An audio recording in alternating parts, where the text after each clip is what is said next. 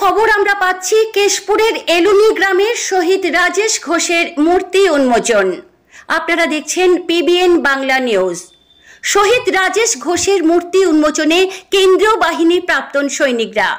পশ্চিম মেদিনীপুর জেলার কেশপুর ব্লকের অন্তর্গত ৩ নম্বর আমনপুর গ্রাম পঞ্চায়েতের এলুনি গ্রামের বাসিন্দা রাজেশ ঘোষ ১৯৯৩ সালে জন্মগ্রহণ করেন। তিনি পড়াশোনা শেষ করার পর ২০১৩ সালে ভারতীয় আর্মি সেনাবাহিনীতে যোগদান করেন। তিনি ২০১৯ সালে বাড়িতে এসে ব্যক্তিগত কাজে বেরিয়েছিলেন। দুর্ঘটনায় প্রাণ যায় তাঁর। দীর্ঘ ৬ বছরেরও বেশি সময় ধরে দেশমাতৃকার জন্য নিজের জীবন উৎসর্গ করেন তিনি। কেন্দ্রীয় বাহিনীর পক্ষ থেকে তার গ্রামের বাড়িতেই মূর্তি স্থাপনের সিদ্ধান্ত নেওয়া হয়। অবশেষে ২০২৪ সালে ৩০শে মে বৃহস্পতিবার সেনাবাহিনীর পক্ষ থেকে তার মূর্তি বসানো হয়। উপস্থিত ছিলেন কেন্দ্রীয় সামরিক বিভাগের প্রাক্তন নায়ক চণ্ডীচরণ রায়, প্রাক্তন সাব মেজর রাজকুমার মুখার্জি, আনন্দপুর থানার পুলিশ আধিকারিক রবি লোচন বাঙাল, আমনপুর গ্রাম পঞ্চায়েতের উপপ্রধান শ্যামাপদ পাখিরা ও এলুনির পঞ্চায়েতের সদস্য সুভাষ কল্লা সহ গ্রামের মানুষজন। প্রাক্তন নায়ক চণ্ডীচরণ রায় বলেন, আমি সেই মাকে প্রণাম জানাই যিনি রাজেশের মতো দেশের বীর সৈনিকদের গর্ভে ধারণ করেছিলেন। রাজেশের আত্মার শান্তি কামনা করি, পরিবারের পাশে থাকার অঙ্গীকার করছি। প্রত্যেক বছর এই দিনটিতে একটি অনুষ্ঠানের মাধ্যমে শহীদ রাজেশের প্রতি শ্রদ্ধা জ্ঞাপন করা হবে বলে জানান তিনি। বিস্তারিত দেখুন খবরে পিবিএন বাংলা নিউজে। রাজকুমার মুখার্জিকে জাতীয় পতাকা উত্তোলনের মধ্যে দিয়ে শুরু হচ্ছে রাজেশ ঘোষের মূর্তি উন্মোচন।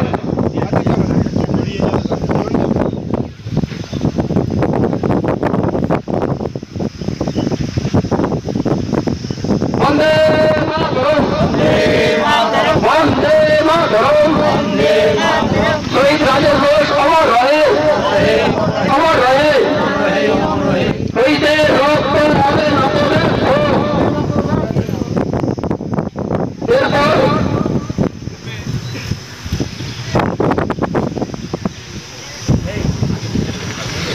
আমরা এখন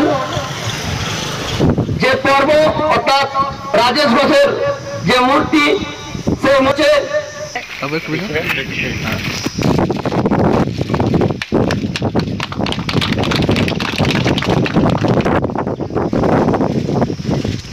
এরপর পুষ্পস্তবক দিয়ে মাল্যদান করছেন রবীন্দ্রচরণ বাবু।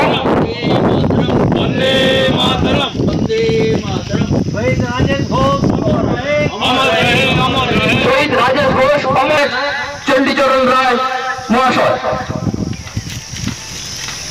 এরপর রাজেশ ঘোষের মূর্তিতে মাল্যদান করবেন সাব মেজর রাজকুমার মুখার্জি মহাশয়। শহীদ রাজেশ ঘোষ অমর রহে, অমর রহে, অমর রহে। শহীদ রাজেশ ঘোষ অমর রহে, অমর রহে, অমর রহে।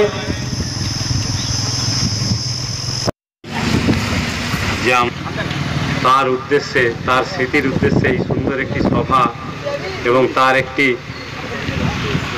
পূর্ণ মূর্তি উন্মোচন উপলক্ষে আমরা সকলেই এখানে উপস্থিত হয়েছি। তো আমাদের বিষয়ে আমরা কয়েকটি কথা বলবো। যে দেখুন, আজকে পৃথিবীর প্রায় সমস্ত দেশই কোনো না কোনোভাবে এই ধরুন আতঙ্কবাদ বা প্রতিবেশী রাজ্যের সাথে, প্রতিবেশী দেশের সাথে আমাদের দেশের যে প্রতিনিয়ত সংঘাত, যে সংঘাত সুপ্ত বা প্রকাশ্য, তার বিরুদ্ধে আমাদের লড়াই। থানার থেকে আর্মিতে সিলেক্ট হয়ে 4 বছর আগে, 5 বছর আগে গেছে। তো তখন অনেক কিছু বাজিয়ে দেখে নিতে আর্মিতে ভর্তি হওয়া খুব কষ্টকর। আজকাল তো আরও কষ্টকর, আমাদের টাইমে কষ্টকর ছিল 1960, এখন আরও কষ্টকর।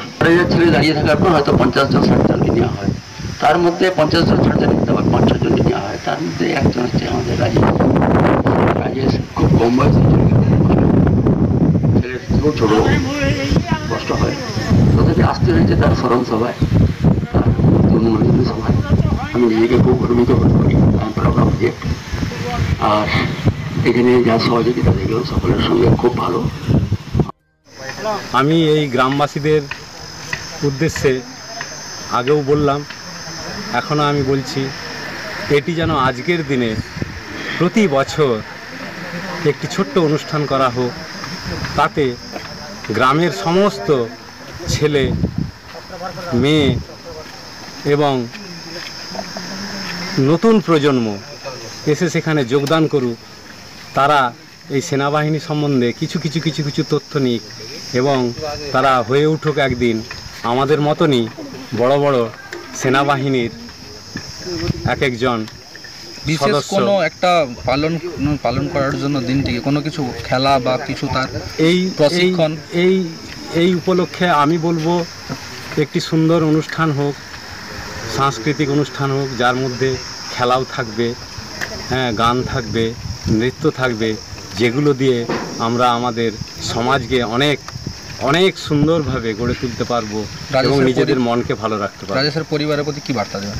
রাজেশের পরিবারের প্রতি এই মানে কি বলবো, এই বেদনার মুহূর্তে তাদের পরিবারের প্রতি আমার আন্তরিক সমবেদনা। আমি তাদেরকে প্রণাম করি, সেই মাকে, সেই বাবাকে, যারা রাজেশের মতন ছেলেকে জন্ম দিয়েছেন এই ছোট্ট প্রত্যন্ত গ্রামে। সে একজন ভারতীয় সেনাবাহিনীর সদস্য হতে পেরেছে, যা পৃথিবীতে আজকে আমাদের ভারতীয় সেনাবাহিনী তৃতীয় স্থানে অবস্থান করছে সমস্ত দিক দিয়ে।